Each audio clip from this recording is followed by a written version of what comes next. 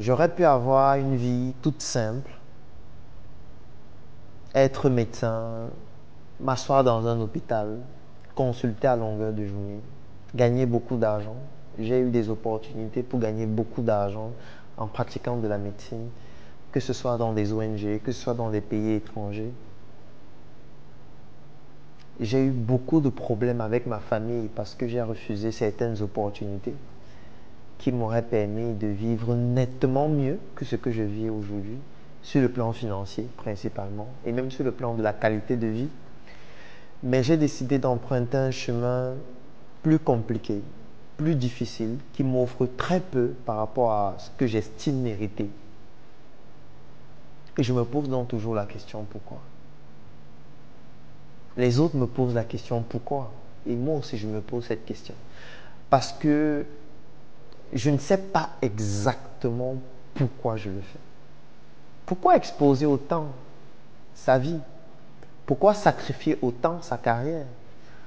Pourquoi se lancer dans des initiatives qui te poussent à avoir plus d'ennemis tous les jours? Pourquoi se lancer dans ce combat, dans cette bataille qui parfois donne l'impression qu'elle est perdue d'avance? Pourquoi continuer? Pourquoi créer cet environnement qui pousse les gens à y croire alors que parfois tu n'y crois pas toi-même?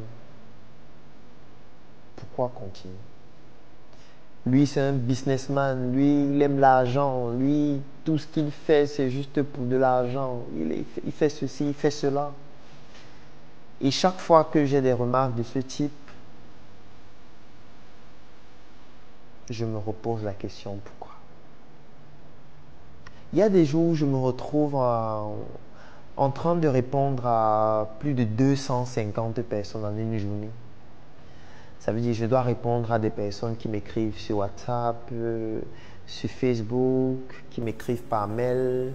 Il y a beaucoup de tâches que je gère encore moi-même. Et parfois, tu arrives chez quelqu'un, il te dit vraiment, depuis que je t'ai écrit, tu ne me réponds pas. C'est comme ça que vous faites. Lorsque vous êtes déjà populaire, vous ne répondez plus aux gens. Et j'essaye toujours de répondre de façon très polie, en faisant comprendre vraiment, je suis désolé, qu'est-ce que je peux faire? Mais peut-être la personne ne sait pas que il est la 242e personne avec qui tu es en train de discuter depuis le matin. Et à chaque fois, il faudrait toujours que tu présentes le côté de toi fort, le côté résistant, le côté souriant, le côté de celui qui, qui a compris le problème de notre quartier, le Cameroun, et de notre pays, l'Afrique, et qui est en train de se battre pour que ces problèmes soient résolus, ou alors qui est en train de contribuer à résoudre ces problèmes avec toute l'équipe qui l'accompagne et toutes les autres personnes qui sont lancées dans ce combat qui est le nôtre, le combat de notre génération. Lorsqu'on me pose la question, Claudel, est-ce que tu as des modèles? Je suis arrivé à un niveau où je n'ai plus de modèle vivant. Parce que ceux que je considérais comme étant des modèles, à un moment donné, nous ont fait comprendre qu'ils n'avaient pas la même définition de ce mot que nous. Je me suis retrouvé dans une situation où j'étais obligé de prendre mes responsabilités afin que ceux qui viendront après moi puissent savoir que je me suis battu et j'ai fait de mon mieux. Certainement, j'aurais pu faire plus que ça, certainement. Il y a toujours des choses à améliorer, il y a toujours des choses qu'on pourrait mieux faire. Mais je pense avoir donné du mien. Je pense que je suis en train de donner du mien, du mieux que je peux. Le problème, c'est qu'on ne peut pas tout faire. On ne peut pas se lancer dans tout en même temps. C'est la raison pour laquelle il faut s'accompagner de personnes qui croient, parfois de façon folle, à ce que nous sommes en train de faire et qui décident de se sacrifier eux aussi, afin que cette cause noble puisse continuer d'exister et que ce combat puisse continuer et que nous puissions vaincre de manière étincelante. le moment venu. Est-ce que ça vaut la peine de le faire?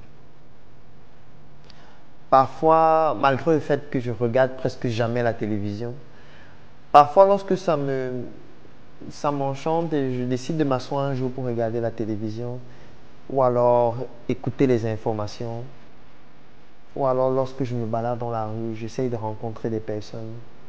C'est la raison pour laquelle je n'aime pas rouler en véhicule. Parfois, je dis à mon chauffeur vraiment, je vais continuer à pied aujourd'hui. J'aime rencontrer les gens, j'aime discuter avec les gens. Et je me dis,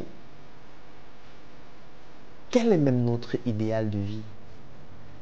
Parfois, on fait la course technologique, la course sur le plan culturel. On essaye de démontrer ce qu'on a, ce qu'on peut faire. On essaye de faire comme les autres. Et parfois, on s'arrête, on se dit, est-ce que ça vaut la peine? Est-ce que c'est nécessaire? Est-ce que ça vaut la peine de continuer? Je sais que ce que je dis depuis le début, peut-être ça n'a pas de sens, ça n'a ni tête ni queue. Mais je balance ce que j'ai sous le cœur et que je peux expliquer comme ça. Parce que ça me touche, parce que ça me marque. Et parfois, je me demande si je n'ai pas commencé un combat qui est au-dessus qui est au-dessus de moi. Parce qu'aujourd'hui, c'est au-dessus de moi. Parce qu'aujourd'hui, ça ne concerne plus que moi. Ça concerne toute une génération. Je suis content d'avoir rencontré des personnes excellentes, des personnes compétentes, des personnes qui m'impressionnent au quotidien, des personnes qui me donnent l'envie de continuer d'avancer, de continuer de donner le meilleur de moi. Parce que nous avons un pays, et quand je parle de pays, c'est l'Afrique, et un quartier, quand je parle de quartier, c'est le Cameroun, qui est incroyable, tout simplement. Rencontrer les gens, ça permet de pouvoir comprendre l'essence de leur personnalité et tout le talent qui est caché en nous. Je me suis donné pour mission de contribuer à faire comprendre à chacun qu'il est une étoile et qu'il doit pousser son étoile à briller afin qu'elle puisse éclairer sa famille, sa communauté, notre quartier et notre pays, l'Afrique.